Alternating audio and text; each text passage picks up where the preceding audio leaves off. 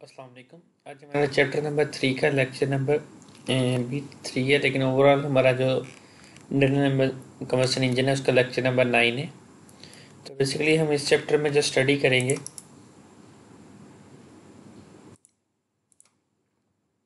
Effect of engine operating variables करेंगे engine knocking के ऊपर, या इंजन नॉकिंग या same as it is engine detonation के ऊपर। ये आप वेरियस किस्म के फैक्टर्स होते हैं जो इस पर इफेक्ट करते हैं। फर्स्ट टेम्परेचर फैक्टर्स है, डेंसिटी फैक्टर है, टाइम फैक्टर या कंपोजिशन फैक्टर है, जो फ्यूल की कंपोजिशन फैक्टर्स के बारे में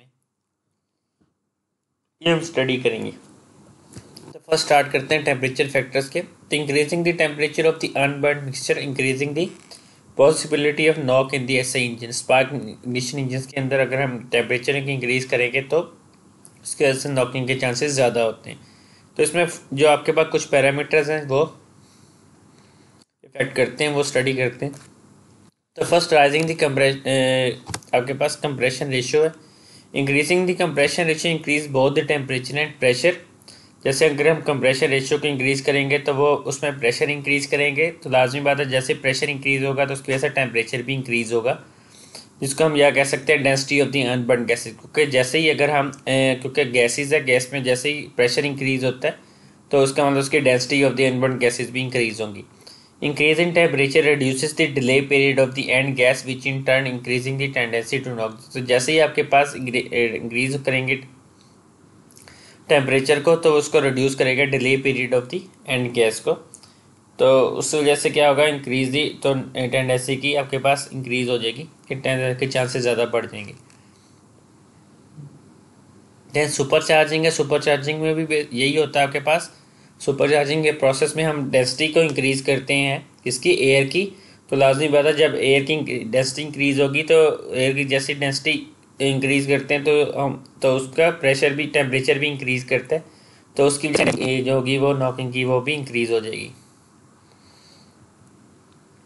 तो टेम्परेचर फैक्टर्स हैं, तो उसमें आपके पास कूलेंट टेम्परेचर है। अगर डिले पीरियड डिक्रीज होता है with increase of a coolant temperature, decrease delay period increase the tendency to to knock.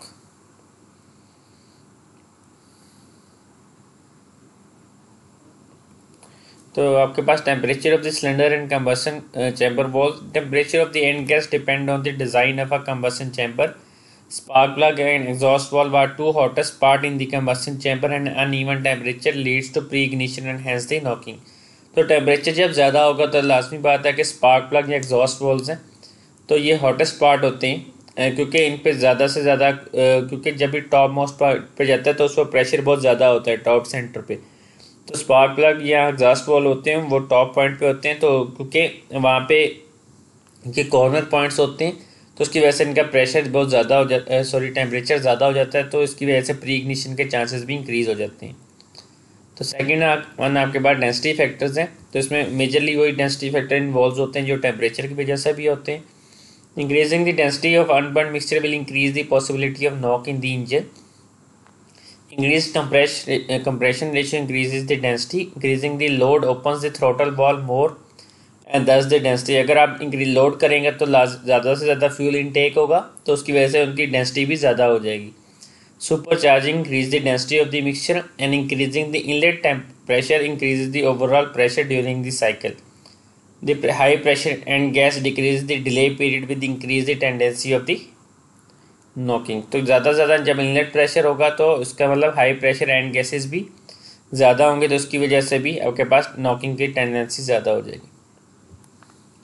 तो advance mark point quality of fuel burn per cycle before and after top dead centre position depend on spark timing. The temperature of charge increases by increasing the spark advance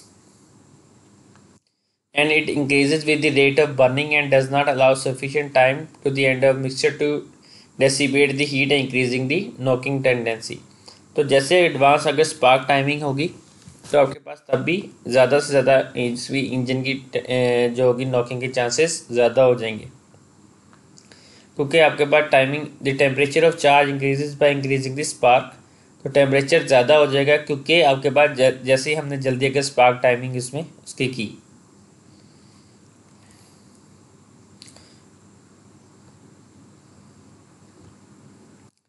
तो time factor है इसमें involve. Third one है increasing the time to exposure of unburnt mixture to auto ignition condition increase the possibility of the knock.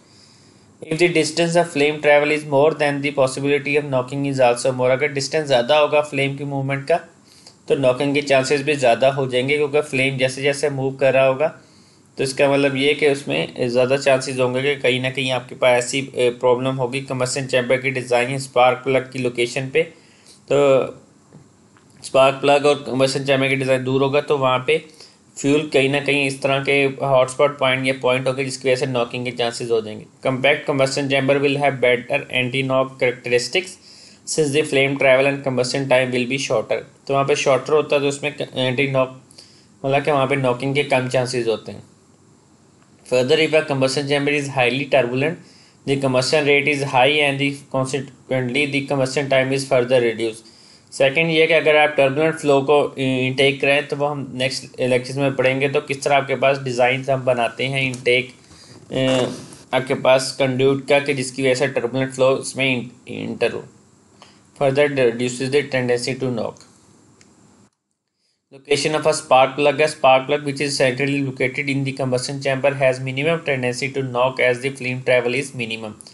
तो अगर हम centre में लगाएंगे तो लाजमी बात है क्योंकि दोनों तरफ आपके पास इक्वली प्रोपगेट करेगा तो चांसेस कम होंगे। Flame travel can be reduce by using two और मोर स्पार्क प्लग। ज़्यादा होने की वजह से भी आपके पास कम चांसेस होते हैं नॉकिंग के। लोकेशन ऑफ एग्जॉस्ट वॉल्व जो होता है should be located close to the spark plug so that it is not the end gas region, otherwise there will be a tendency to knock.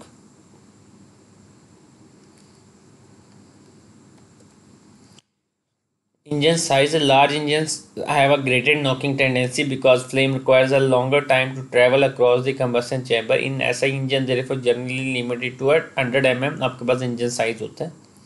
Decreasing the turbulence of the mixture decreases the flame speed and hence increase the tendency of knock. इसलिए highly turbulent mixture हो आपके पास तो उसमें ज़्यादा से ज़्यादा वो speed के साथ मूव करेगा जिसकी वजह से ज़्यादा कम चांसेस होंगे आपके पास नॉकिंग की। आपके पास देन आपके पास कंपोजिशन है जो डिपेंड करता है मॉलिक्यूलर स्ट्रक्चर है। आपके पास फ्यूल किस तरह का होना चाहिए, उसकी कंपोजिशन किस तरह की हो। The knocking tendencies markedly affected by the type of fuel used. Petroleum fuels usually consist of many hydrocarbons of different molecular structure. ज़्यादातर ये वाला जो टॉपिक रिलेटेड टू केमिस्ट्री या केमिकल है, लेकिन हम थोड़ा सा इसमें स्टडी कर लेते हैं। The temperature of the fuel molecule has enormous effect on knocking tendency. Increasing the carbon chain increases the knocking tendency. क्योंकि ज़्यादा उनको ब्रेक करने के चांस होते हैं तो इस वजह से उसमें ज़्यादा प्रॉब्लम आती है। Unsaturated hydrocarbons have less knocking tendency than saturated hydrocarbons. Increasing the length of carbon chain increasing the knocking tendency, ये हमने पढ़ा भी है। तो ये आपके पास इसमें एडिंग एंड मिथाइल ग्रुप जो होता है जिसमें CH आपके पास होता है, जैसे C8H8 आपके पास पेट्रोल का होता है। Naphthene and aromatic. Naphthene have a greater knocking tendency than corresponding aromatics. With the increasing double bound, the knocking tendency is reduced. The most important effect of fuel ratio is on the reaction time or ignition delay when the mixture is nearly 10% richer than stoichiometric. ये आपके पास fuel ratio, ये हम next lecture में भी पढ़ेंगे। जो अगर air to fuel ratio देखेंगे तो वो 14.7 होती है जो आइडियल होती है, जिसको हम स्टोइचोमेट्रिक कहते हैं। Ignition lag of the end gases is minimum and the velocity of flame is propagation is maximum अगर आपके पास rich fuel हो। By making the mixture linear or a richer, the tendency of knock is decreased. A too rich mixture is especially effective in decreasing or limiting the knock due to the longer delay and lower temperature of a compression. So humidity of air. Increasing atmospheric humidity decrease the tendency of knock by decreasing the reaction time of the fuel. Research octane number के बारे में हम study कर चुके हैं। The most type of octane rating world wise is the RON is determined by running a fuel in the variable compression ratio under the control condition. तो इसको हम कंपेयर करते हैं आइसोक्टेन या हेप्टेन से। ये मोटर ऑक्टेन नंबर है। There is another type of octane rating called motor octane number is determined at, ये किसी स्पेसिफिक स्पीड के ऊपर ये फाइंड की जाती है, जिसका हमें रॉन आपका आइडिया हो। This determined at 900 RPM engine speed instead of the 600 RPM of RON. जो है motor octane number testing uses a similar test engine जो हम रॉन के लिए यूज़ करते हैं, but with a preheated fuel mixture, higher engine speed and a variable ignition timing to further stress the fuel knock resistance। आपके पास वैसे ज़्यादातर हमें जो फाइंड आउट करनी होती है वो रॉन ही होती है। Depending on the composition of the fuel, the motor octane number of a modern pump gasoline will be about, जो आपके पास रॉन होगा उससे 8 to 10 जो होगा वो उसमें नंबर कम ही होगा। लेकिन इन दोनों का वैसे डायरेक्टली कोई लिंक है नहीं, लेकिन pump gasoline specification typically requires both a minimum RON and a minimum motor octane number. Second आपके पास स्टेन नंबर होता है, जो हमें बेसिकली फ्यूल की डीजल फ्यूल की क्वालिटी का बताता है। There is a delay between the time that the fuel is injected into the cylinder and the time that the hot gas is ignited। क्योंकि डीजल में आपके पास सेल्फ इग्निशन होता है कि क्योंकि वो कंप्रेशन होगा, एक खास टेम्परेचर पे पहुंचेगा तो वो कंप्रेशन की वजह से उसमें इग्निशन होती है। दिस टाइम पीरियड और a delay is expressed as a cetane number. Cetane number ranges 30 to 60 तक होता है डीजल फ्यूल का। Cetane number is a indication of the ignition quality of the diesel fuel. The higher the stain number, the better the ignition quality of the fuel. Hence, stain number should be used to start an engine in cold weather। जैसे आपके पास 85 to 96 stand number होता है आपके, अगर आपने diesel engine को start करना है कोल्ड वेदर के अंदर, तो इसमें कुछ ना कुछ एडिटिव्स वगैरह यूज़ करते हैं ताकि आपके पास जल्दी से इग्नाइट करे। If a low cetane number is used in a diesel engine, some of the fuel may not ignite, the fuel then accumulate within the cylinder, तो उसकी वजह से प्रॉब्लम्स होते हैं। When combustion finally does occur, this excess fuel will explode suddenly. This may result in a knocking sound as in the gasoline। तो इसमें जो fuel additives different types का यूज़ करते हैं। Chemicals are added to gasoline in a very small quantity to improve and maintain gasoline fuel quality, to improve combustion and pollutant emissions, to ensure reduce wear and limit deposit formation during the engine life cycle of several thousands of miles। तो इसमें first आपके पास ऑक्सीजनेट्स में alcohol है, methanol जो add कर सकते हैं, ethers है जैसे डाई मिथाइल ईथर भी होता है, मिथाइल टेट्राब्यूटाइल ईथर भी है, इसमें यूज़ करते हैं। Now outlawed in many states of the US for road use mostly because of water contamination, क्योंकि ये वाटर कंटेमिनेशन में को कंटेमिनेट करता था इसलिए यूएस ने इसको बैन कर दिया। दैन एंटीऑक्सीडेंट्स में है, स्टेबलाइजर में है बुटाइलेटेड हाइड्रो ऑक्सी टाओलिन और एंटी नॉकिंग एजेंट में आपके पास टाओलिन इसमें यूज़ करते हैं। ये स्टिचोमेट्रिक है, इसको हम नेक्स्ट लेक्चर में वैसे डिटेल से पढ़ेंगे। इसमें देख लें stoichiometric mixture for a gasoline engine is the ideal ratio of air to fuel that burns all the fuel with no excess air.